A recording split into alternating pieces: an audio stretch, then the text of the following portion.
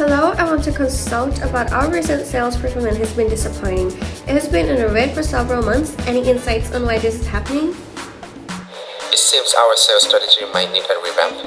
We are facing challenges that require immediate attention.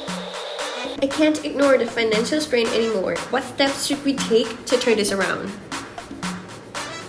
Are you having trouble running your business? Let's do ACK Company help you.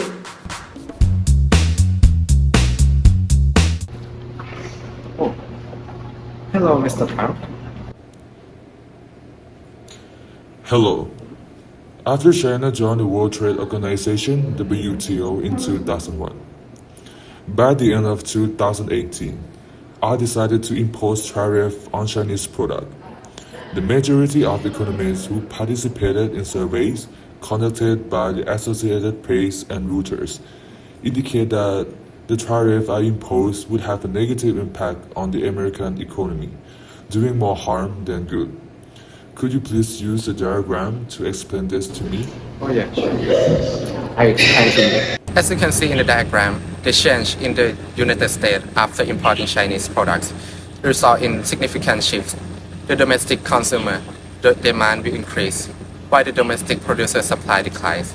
Without trade, the consumer surplus only cover the part of area A, the producer surplus cover B and C.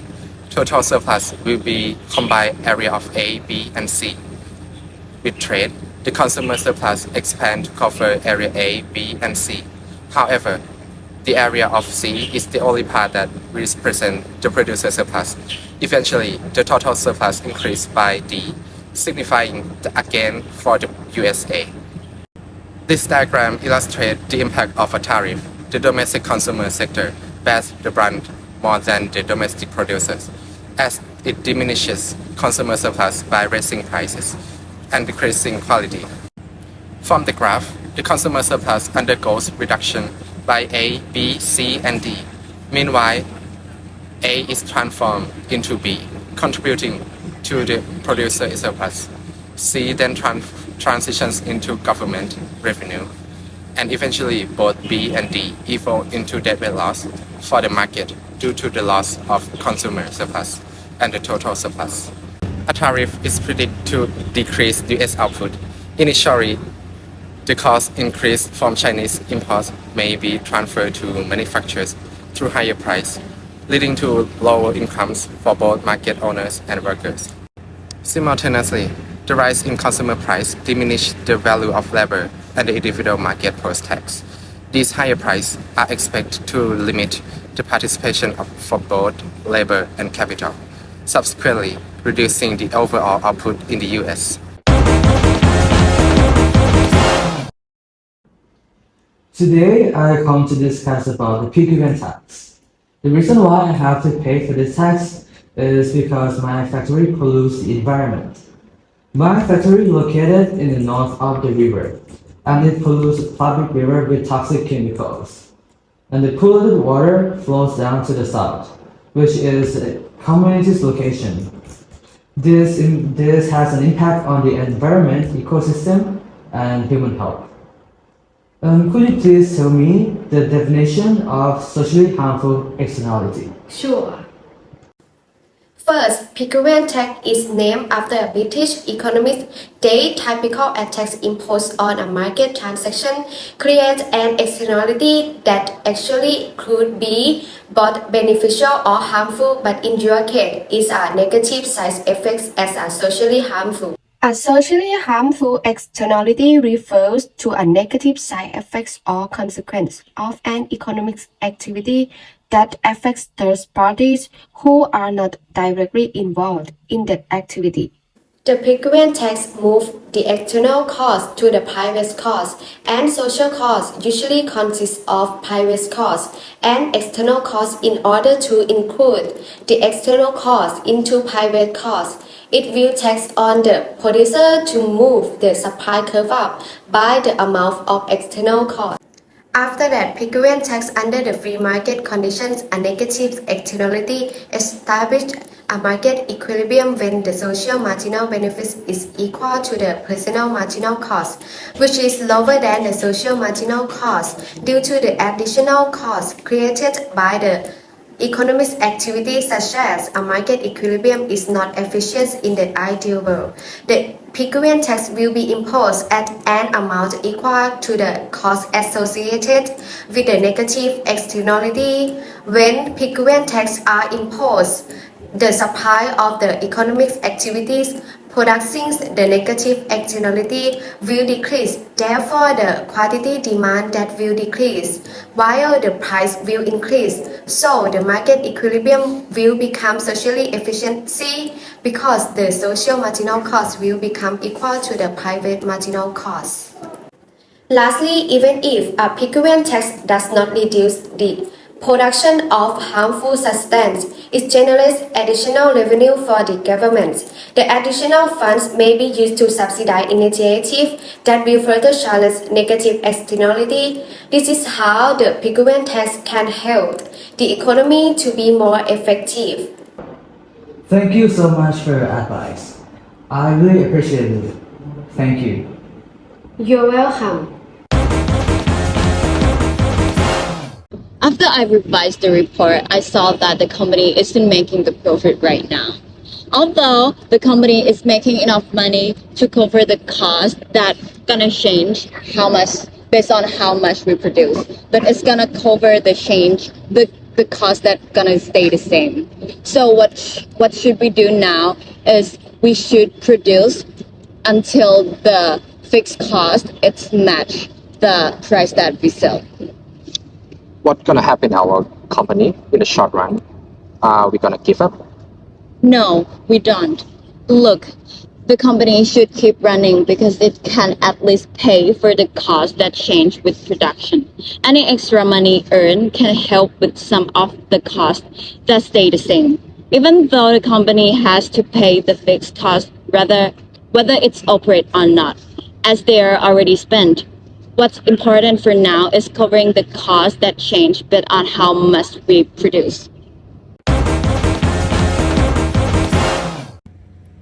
Hello students, I understand you've been researching for Perigold, and I'm here to provide insights and guidance based on my consulting expertise.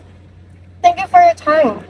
For the first questions, suppose that the Bougainville mine always produces at the scale where its marginal cost equals the selling price of gold.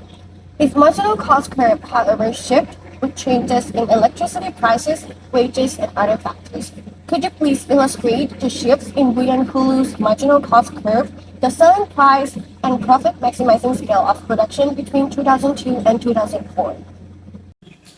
I have created a graph to visually depict the changes in Bougainville's marginal cost curve, the selling price, and the optimal production scale from 2002 to 2004, and I would like to share it with you.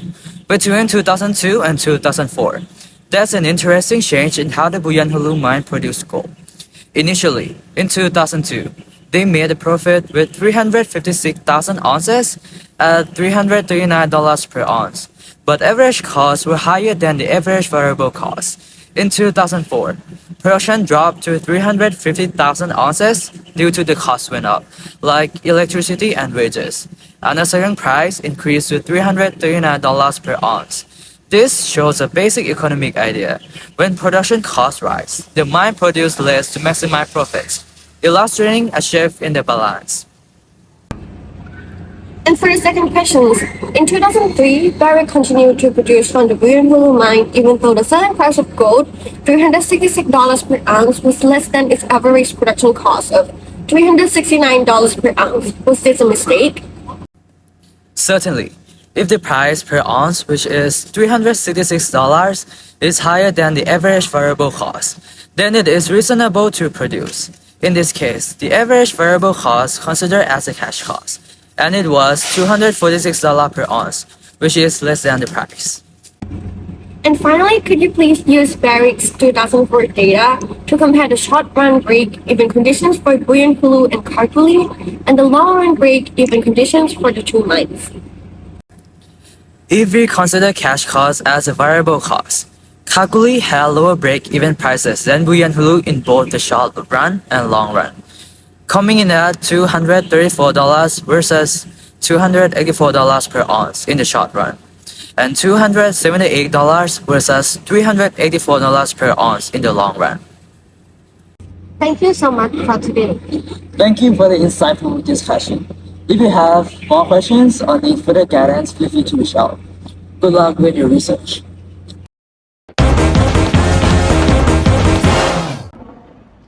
Hi, Consultant X. We are research students from 101 College, and we would like to know more about monopoly and Thai Power's economy. Okay, you guys have come to the right place. But first, I will explain the definition of natural monopoly.